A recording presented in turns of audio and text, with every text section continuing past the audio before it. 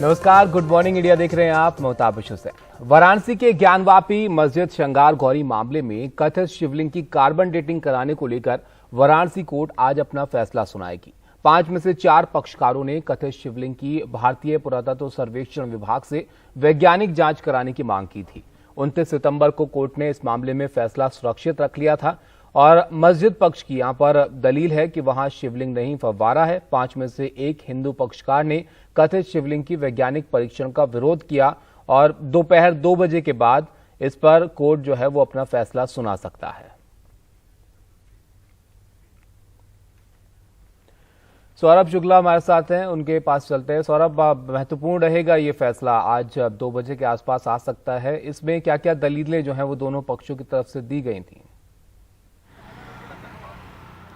देखिए ताबिश, बहुत महत्वपूर्ण फैसला होगा आज, क्योंकि हम सब जानते हैं कि 12 सितंबर को कोर्ट ने ज़िला जज जो यहाँ पर हैं उन्होंने फैसला दिया था कि जो याचिका दायर की थी मुस्लिम पक्ष ने, और उसमें ये मांग की थी कि जो श्रृंगार गौरी में हर रोज़ पूजा करने की जो याचिका लगाई है 5 महिलाओं ने, ये सुनने योग्य नहीं है, क्योंकि ज्ञानवापी मस्जिद वो 1991 के प्लेसेस ऑफ वर्शिप एक्ट के अंदर आती है, इसलिए वहाँ पर किसी प्रकार की पूजा की अनुमति नहीं हो सकती है। उस पिटीशन को खारिज किया था और कहा था कि बिल्कुल ये जो याचिका है श्रृंगार गौरी में पूजा अर्चना करने की सुने जाने योग्य है। उसके बाद कोर्ट ने 22 सितंबर को सारे पक्षों को बुलाया था और ये तय करने के लिए कि अब इस पूरे मामले में किन बिंदुओं पर सुनवाई होगी।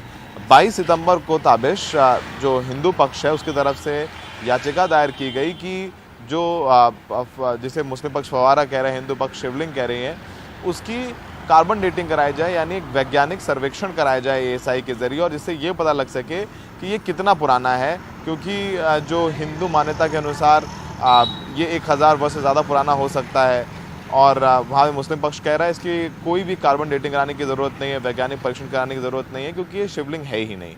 29 तारीख को सुनवाई पूरी हो गई थी। 29 तारीख को कोर्ट ने अपना फैसला रिजर्व रख लिया था और आज की तारीख उन्होंने तय करी है इस फैसले को सुनाने की।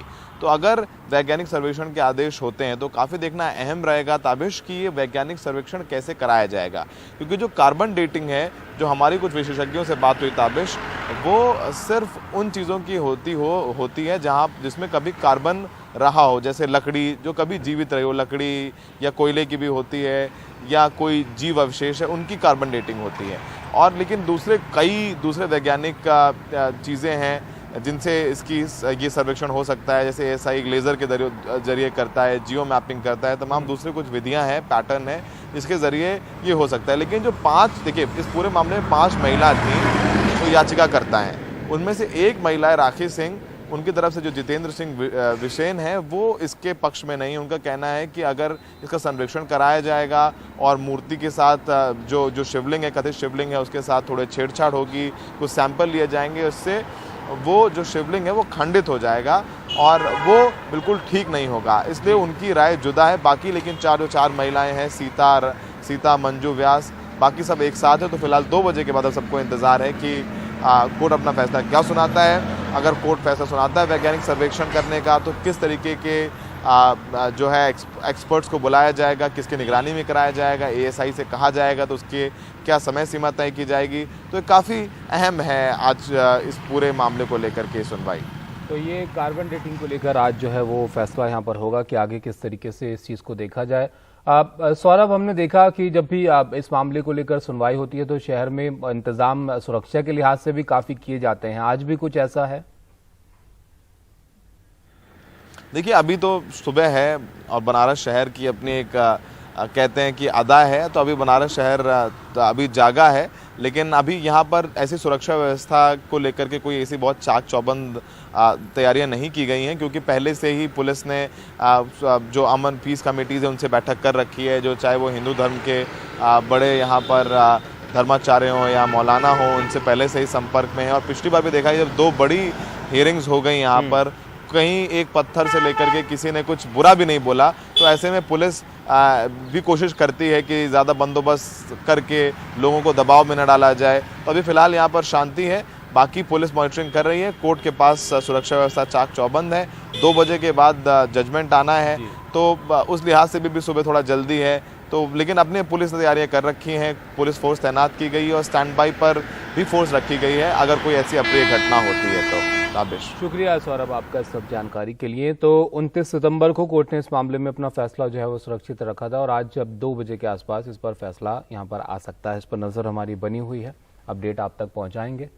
आगे बढ़ते हैं और अगली खबर का अब यहाँ पर रुख करते हैं। आपको बताएं कि कर्नाटक के बीदर में कुछ लोगों पर एक मदरसे में घुसकर नारेबाजी करने का आरोप लगा है। पुलिस अधिकारियों ने एनडीटीवी से कहा कि इस मामले में 9 लोगों को हिरासत में लिया जा चुका है। हालांकि अब तक किसी की गिरफ्तारी नहीं हुई है। ये घटना दशहरा जुलूस निकाले जाने के वक्त की है।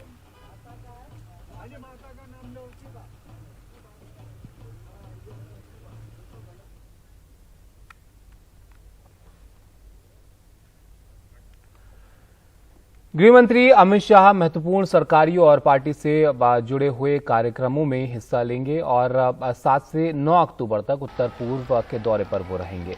अमित शाह आज सिक्किम जाएंगे, वहां वो डेरी कॉन्फ्रेंस में हिस्सा लेंगे। साथ ही बीजेपी के कोर ग्रुप की बैठक में शामिल होंगे। वहीं 8 अक्टूबर को गुवाहाटी में बीजेपी के नए दफ्तर का उद्घाटन, अध्यक्ष जेपी नड्डा भी इसमें रहेंगे और अधिकारियों ने कहा है कि यहां दोनों नेता पार्टी के नए प्रदेश कार्यालय का उद्घाटन करेंगे और दोनों नेता शुक्रवार की शाम को गुवाहाटी पहुंचेंगे।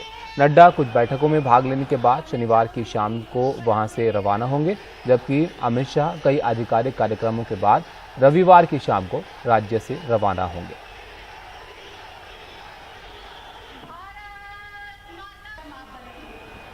इसके बाद 11 अक्टूबर को बिहार के सिताबदियारा जाएंगे वो और जेपी की जयंती पर होने वाले कार्यक्रम में हिस्सा लेंगे। जेडीयू से रिश्ता टूटने के बाद बिहार का दूसरा दौरा ये उनका होगा और दोपहर में काशी आकर बीजेपी जनसंघ के 100 पूर्व वरिष्ठ कार्यकर्ताओं से वो मिलेंगे और वहीं 16 अक्टूबर को मध्य प्रदेश के ग्वालियर का दौरा करेंगे।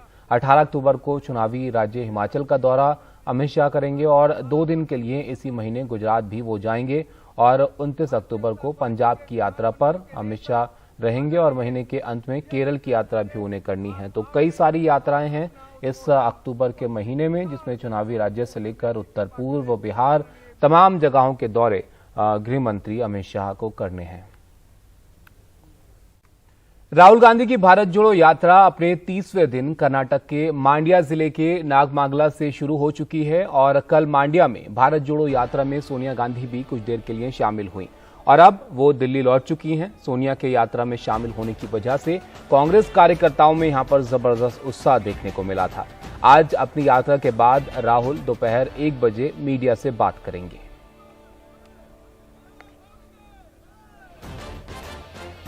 हमारे सहयोगी निहाल हमारे साथ हैं मांड्या से। निहाल, बताइए आज कहां से ये यात्रा जो है वो गुजरेगी और क्या कार्यक्रम है आज का?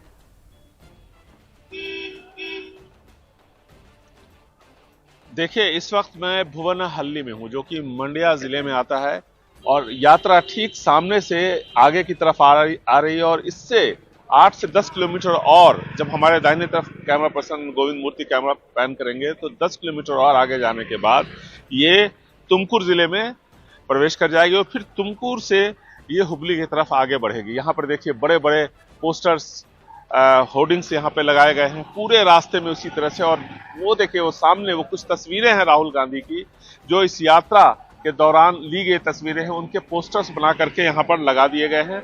और यहाँ पर राहुल गांधी के की यात्रा जब यहाँ पहुंचेगी आपसे थोड़ी देर बाद, तो यहाँ पर ये लोग कुछ देर के लिए रुकेंगे और यहाँ पर भोजन की भी व्यवस्था है। प्रेस कॉन्फ्रेंस की बात कही जा रही है वो भी यहीं पे होगी। यहाँ पर सुरक्षा के भी काफी इंतजाम किए गए हैं। देखिए पूरी बैरिकेडिंग कर दी गई है और काफी शक्तिशाली जैमर्स है, जिसकी वजह से 8 से 10 किलोमीटर दूर तक संपर्क करना बहुत ही मुश्किल होता है। इसलिए हम लोगों को भी काफी दूर यात्रा से मैं आपको ये सारी चीजें बता रहा हूँ। यात्रा यहाँ से तकरीबन 7 से 8 किलोमीटर दूर है और यात्रा आगे की तरफ आ रही है, तुमकुर की तरफ आ रही है। लेकिन कल जिस तरह की तस्वीरें यहाँ पर देखने को मिली, उसके बाद जब कर्नाटक के मुख्यमंत्री बसवराज बोम्मई से पूछा गया कि सोनिया गांधी जिस तरह से यात्रा में शामिल हुई है, जिस तरह से भीड़ उमड़ी है, उनका क्या कहना है, तो बसवराज बोम्मई का कहना था कि बीजेपी को इससे कोई फर्क नहीं पड़ता। हालांकि उनसे ये भी पूछा गया कि अब जिस तरह से यात्रा कर्नाटक में 20 से 22 दिनों तक रहेगी और अभी ये यात्रा का आज 7वां दिन है, 7वां-8वां दिन है। तो जिस तरह से लोग जमा हो रहे हैं, तो क्या आप इसको कैसे काउंटर करेंगे? क्योंकि यहाँ पर अगले साल चुनाव होने हैं। तो बसवराज बोम्मई का कहना था कि काउंटर करने की जरूरत नहीं है, और जब उनसे ये पूछा गया कि कई सारी रैलीज अब बीजेपी ने प्लान की है, तो मुख्यमंत्री का यह कहना है कि रैली पहले प्लान हुई थी। तो कुल मिलाकर के जगह जगह आप देखिए, बेंगलुरु शहर में, दूसरी जगहों पर भी बीजेपी के पोस्टर्स, बैनर्स लगे हैं। तो कहीं ना कहीं जो भीड़ यहाँ पे जुट रही है, उसको देखते हुए उसके काउंटर मैकेनिज्म की तैयारी जरूर बीजेपी कर रही है, क्योंकि यात्रा उन सभी इलाकों से गुजर रही है जो ज्यादातर जो इलाके हैं वो बीजेपी के स्ट्रॉन्ग होल्ड वाले इलाके कहे जाते हैं। और अब जब उत्तर कर्नाटक की तरफ ये यात्रा बढ़ेगी, तो वहां बीजेपी का प्रभुत्व बहुत ज्यादा है, पकड़ उनकी बहुत ज्यादा है, बहुत मजबूत है। शुक्रिया निहाल आपका सब जानकारी के लिए। आप नजर बनाए रखिए इस यात्रा पर। तो निहाल बता रहे थे किस तरीके से वहां पर तैयारियां जो है राहुल गांधी के इस यात्रा के लिए की गई हैं, पोस्टर्स वगैरह नजर आ रहे हैं। और कर्नाटक में कांग्रेस जो है वो सरकार को घेर भी रही है कई मुद्दों को लेकर, तो इसलिए भी काफी नजर उनके इस कर्नाटक के वक्त में जो है वो लगी हुई है, जहां पर यात्रा जो है वो कर्नाटक में रहेगी इनकी। फिलहाल एक ब्रेक के लिए रुकते हैं। दिल्ली के इंदिरा गांधी इंटरनेशनल एयरपोर्ट पर कस्टम ने 28 करोड़ रुपए की लग्जरी घड़ियां बरामद की हैं। इनमें से एक ही घड़ी की कीमत 27 करोड़ रुपए है और रिपोर्ट्स के मुताबिक इस घड़ी को व्हाइट गोल्ड से बनाया गया है और इसमें 76 हीरे जड़े हुए हैं। इन बेशकीमती घड़ियों को एक शख्स दुबई से लेकर आया था और आरोपी को इसके बाद गिरफ्तार कर लिया गया है।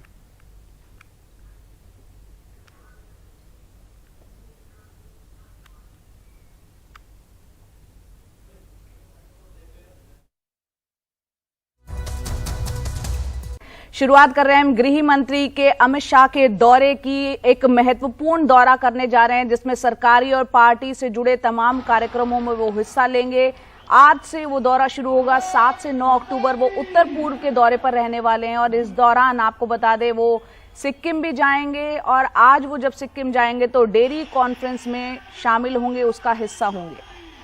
और इसके अलावा भी आप देखिए अक्टूबर में कई सारे दौरे गृह मंत्री जो हैं उनको करने हैं। 8 अक्टूबर को गुवाहाटी में बीजेपी के नए दफ्तर का उद्घाटन वो करेंगे। जेपी नड्डा भी यहां पर रहेंगे और अधिकारियों ने कहा है कि यहां दोनों नेता पार्टी के नए प्रदेश कार्यालय का उद्घाटन करेंगे और दोनों नेता शुक्रवार की शाम को गुवाहाटी पहुंचेंगे। नड्डा कुछ बैठकों में भाग लेने के बाद शनिवार की शाम को वहां से रवाना होंगे, जबकि शाह कई आधिकारिक कार्यक्रमों के बाद रविवार की शाम को राज्य से रवाना होंगे। इसके बाद 11 अक्टूबर को बिहार भी उनको जाना है। अखिलेश शर्मा हमारे साथ हैं, उनके पास चलते साथ जानकारी के लिए। अखिलेश जी, अक्टूबर पूरा दौरों से बिजी है यहाँ पर गृह मंत्री का। ये उत्तर पूर्व के जो 3 दिन के दौरे हैं, इससे शुरुआत करते हैं। इसके बारे में जरा आप बताइए क्या क्या यहाँ पर उनके कार्यक्रम रहने वाले हैं। देखिए तबीश, इस पूरे महीने में गृह मंत्री अमित शाह लगातार पूरे देश का दौरा करने जा रहे हैं। और अगर हम जम्मू कश्मीर का जो उनका हाल का दौरा खत्म हुआ इसको भी जोड़ दें तो कुल मिलाकर के 9 राज्यों का उनका दौरा अक्टूबर में रहेगा। ये इशारा कर रहा है इस बात की ओर कि किस तरह से बीजेपी 2024 के लोकसभा चुनाव के लिए कमर कस चुकी है और खुद गृह मंत्री अमित शाह ने अपने हाथों में इस पूरे चुनाव अभियान की कमान ले ली है। इस दौरे में उनकी केरल की भी यात्रा है, पंजाब की भी यात्रा है, इसके साथ साथ हिमाचल जहां पर कि विधानसभा का चुनाव होना है वहां भी वो जाएंगे, मध्य प्रदेश भी उन्हें जाना है, पंजाब भी उन्हें जाना है और आज वो सिक्किम पहुंच रहे हैं। इसके बाद शाम को वो गुवाहाटी पहुंचेंगे, नए बीजेपी दफ्तर का उद्घाटन किया जाएगा। इसके बाद बीजेपी के कोर ग्रुप की बैठक होगी सिक्किम में भी और साथ साथ असम में भी।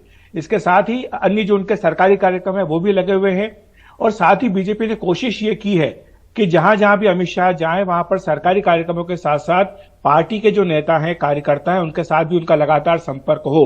क्योंकि आप जानते हैं कि बीजेपी ने उन 144 सीटों को आइडेंटिफाई किया है जहां पर पिछले लोकसभा चुनाव में या तो दूसरे या फिर तीसरे नंबर पर आए थे। सारे मंत्रियों को उन सीटों की जिम्मेदारी दी गई है और इसी का सुपरविजन करने के लिए अमित शाह खुद हर राज्य में जा रहे हैं। वो बिहार भी जाएंगे, 11 अक्टूबर को जेपी के जन्म स्थान सिताबदियारा में उनकी यात्रा होगी और जब से उनका जेडीयू के साथ रिश्ता टूटा है उसके बाद से दूसरी यात्रा होगी। उसी दिन वो उत्तर प्रदेश भी जाएंगे, काशी की भी यात्रा उनकी होनी है। तो इस तरह से कम 9 राज्यों की यात्रा इस अक्टूबर महीने में गृहमंत्री अमित शाह की होने जा रही है और ये अपने आप में दिखा रहा है कि किस तरह से बीजेपी अगले लोकसभा चुनाव के लिए तैयारियों में जुट गई। जी, किस तरह से तैयारियों में जुटी है। यहाँ पर हम कल के अगर हम दौरे की बात करें, इस बार जो जम्मू कश्मीर का दौरा हुआ था अखिलेश, यहाँ पर कश्मीरी पंडितों की बहुत सारी समस्याएं थी, वो नाराज थे। तो अब ये जो उत्तर पूर्व के राज्यों का, मध्य प्रदेश का, केरल का, बिहार का दौरा हो रहा है, क्या किसी तरह से जनता से सीधा संवाद कायम करने की गृह मंत्री कोई कोशिश करेंगे या बाकी पार्टी के अधिकारियों को इस काम में लगाया जाएगा? देखिए, सभी तरह की प्रोग्रामिंग है ये, जिसमें जो कार्यक्रम बनाया गया, जैसे मैंने कहा है कि इसमें सरकारी कार्यक्रम भी बनाए गए हैं, इसमें पार्टी के कोर ग्रुप की बैठक भी है जहां पर कि कार्यकर्ताओं के साथ, नेताओं के साथ उनकी बातचीत होगी और साथ ही जनता के साथ भी उनका संवाद कई जगह पर पब्लिक मीटिंग्स के जरिए होगा। जैसे वो काशी जा रहे हैं तो वहां पर 100 जो बुजुर्ग कार्यकर्ता बीजेपी जनसंघ के हैं उनसे उनकी मुलाकात होने जा रही है। इसी तरह से वो जब मध्य प्रदेश जाएंगे तो वहां पर भी इसी तरह का एक कार्यक्रम बनाया गया है। पंजाब में भी उन्हें जाना है, केरल में भी उनके कुछ जनसभाओं का आयोजन किया गया है। तो इस तरह से ये एक मिक्स प्रोग्राम बनाया गया, हाइब्रिड प्रोग्राम आप इसको कह सकते हैं। इसमें सरकारी कार्यक्रम भी हैं, इसमें उनके पार्टी नेताओं के साथ भी कार्यक्रम है और साथ ही जनता के साथ भी उनका संवाद है। जहां तक जम्मू कश्मीर दौरे का सवाल है, निश्चित रूप से जो जमीनी हालात में सुधार आया है वो एक तरह का रिफ्लेक्शन हुआ है जब अमित शाह ने एक बड़ी रैली बारामूला में की और 35 साल बाद कोई केंद्रीय मंत्री ने बारामूला में जाकर के अपनी रैली की है। और जिस तरह से उन्होंने पहाड़ियों को, साथ ही और अन्य समुदायों को अनुसूचित जनजाति में शामिल करने की बात कही है, उसके बाद बीजेपी को भी उम्मीद है कि वहां पर पार्टी का समर्थन कश्मीर में खासतौर से बढ़ेगा। और इसके अलावा चुनाव की तैयारी भी वहां पर शुरू हो चुकी है। माना जा रहा है कि अगले 1 महीने के भीतर चुनाव आयोग वहां पर मतदाता सूची को अंतिम रूप दे देगा और उसके बाद अगले साल अप्रैल तक माना जा रहा है कि वहां पर जम्मू कश्मीर में विधानसभा के चुनाव भी हो सकते हैं। शुक्रिया अखिलेश जी आपका इस सब जानकारी के लिए। तो गृह मंत्री के दौरे अक्टूबर में रहने वाले हैं, कई राज्यों का वो दौरा करेंगे। कश्मीर के दौरे के बाद आज से उत्तर पूर्व के राज्यों का दौरा वो कर रहे हैं।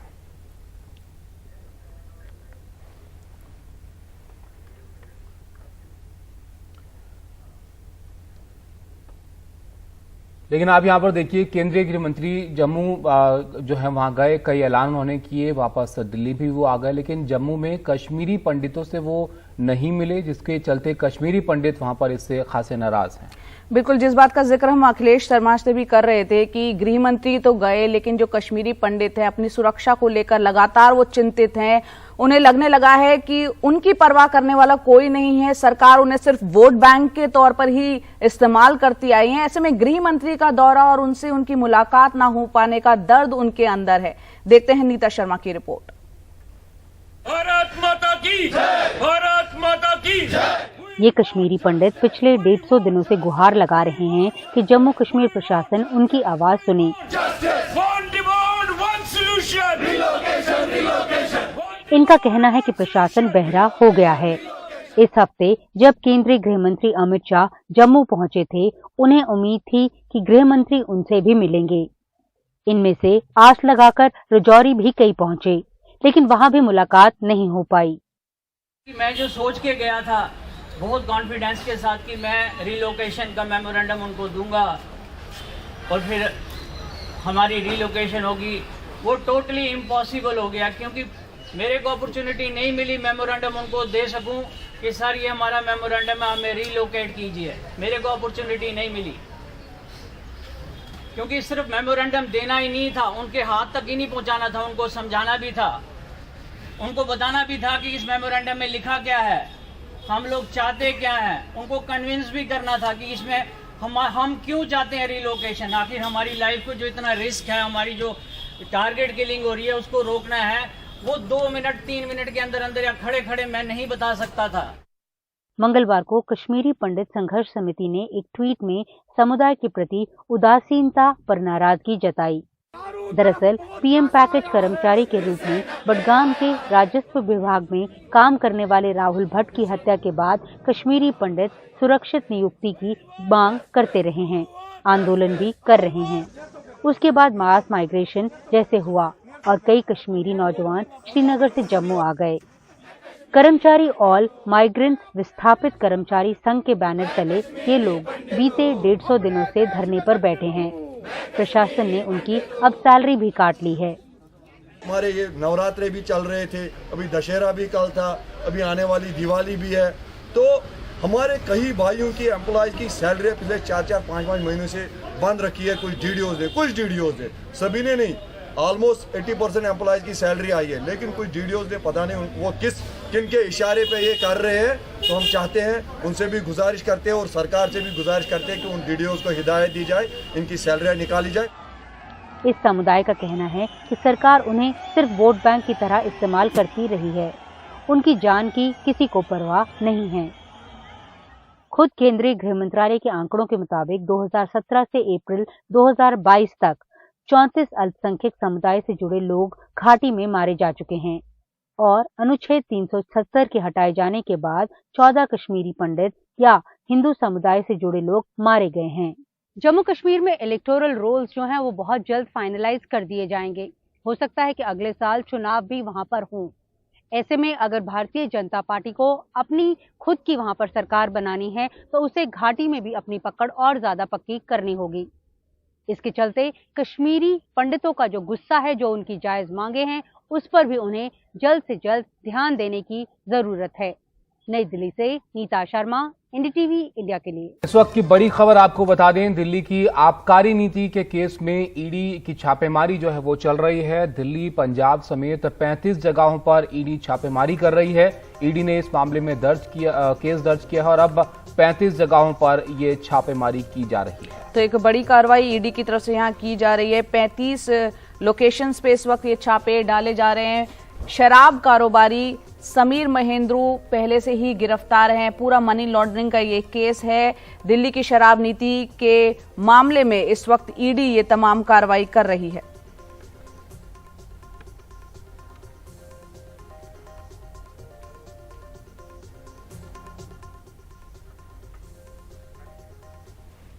और अब बात करते हैं राहुल गांधी की भारत जोड़ो यात्रा की। 30वें दिन वो पहुंच चुकी है आज और कर्नाटक के मांड्या जिले के नागमागला से ये शुरू हुई है। कल मांड्या में भारत जोड़ो यात्रा में सोनिया गांधी भी शामिल हुई थी, कुछ वक्त के लिए हुई थी और फिर वो वापस अब दिल्ली आ गई हैं। सोनिया गांधी की यात्रा में शामिल होने से जो कांग्रेस के कार्यकर्ता हैं वो काफी जोश में नजर आए और ये वो तस्वीर है जो काफी वायरल भी हो रही है सोशल मीडिया में।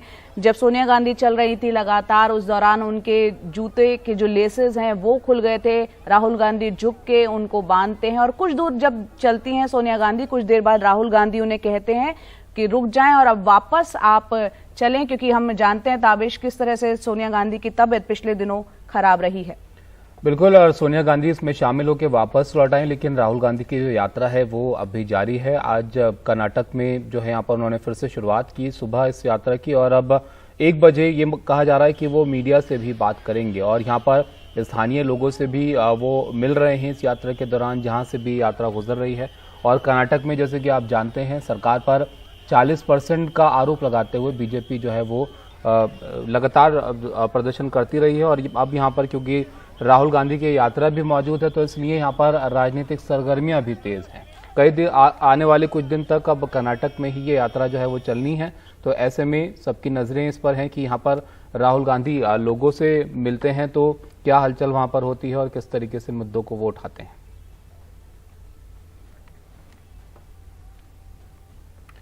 और कांग्रेस की इस भारत जोड़ो यात्रा में कल की 2 तस्वीरें वीडियो सोशल मीडिया पर छाई हुई हैं। एक तस्वीर में राहुल गांधी पूर्व सीएम सिद्धरामैया को लेकर दौड़ लगाते हुए दिख रहे हैं और साथ साथ यात्रा में शामिल कार्यकर्ता भी दौड़ते हुए नजर आ रहे हैं। बहुत ही रोचक ये दृश्य है। आप ये 2 तस्वीरें देखिए, एक तरफ माँ के जूते के फीते खुल जाने पे वो बांधते हैं और एक किस तरह की संवेदना है अपनी माँ को लेकर और प्रेम जो है यहाँ पर एक बेटे का अपनी माँ के प्रति नजर आ रहा है और ये काफी वायरल भी हुआ है वीडियो। दूसरी तस्वीर आप देख रहे हैं, पूर्व मुख्यमंत्री सिद्धरामैया को वो उन्होंने धोती पहन रखी है और इस तरह से राहुल गांधी उनका हाथ पकड़ के फिर उन्हें दौड़ाते हैं।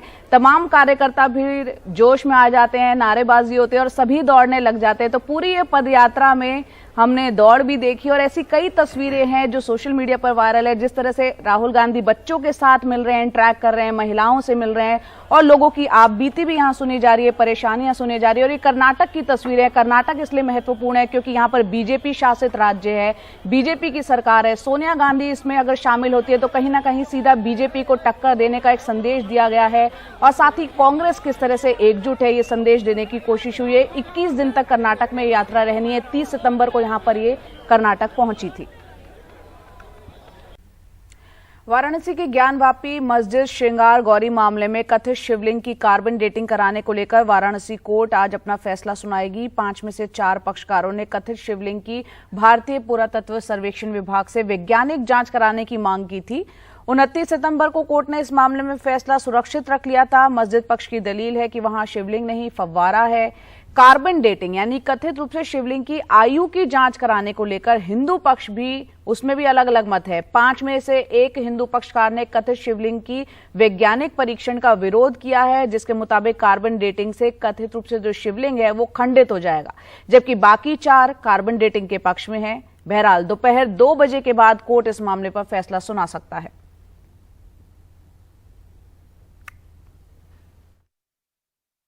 देखिए, जो राखी सिंह के केस में हियरिंग है आज की, उसमें ऑर्डर आना है। कार्बन डेटिंग को लेकर जो एप्लीकेशन मूव की गई थी वादी संख्या 205 की तरफ से, उसमें अपोज किया गया था राखी सिंह की तरफ से कि खंडन ना हो, उसके अतिरिक्त यदि कोई साइंटिफिक इन्वेस्टिगेशन होती है उसमें हम पूरा सपोर्ट करेंगे, कोऑपरेट करेंगे।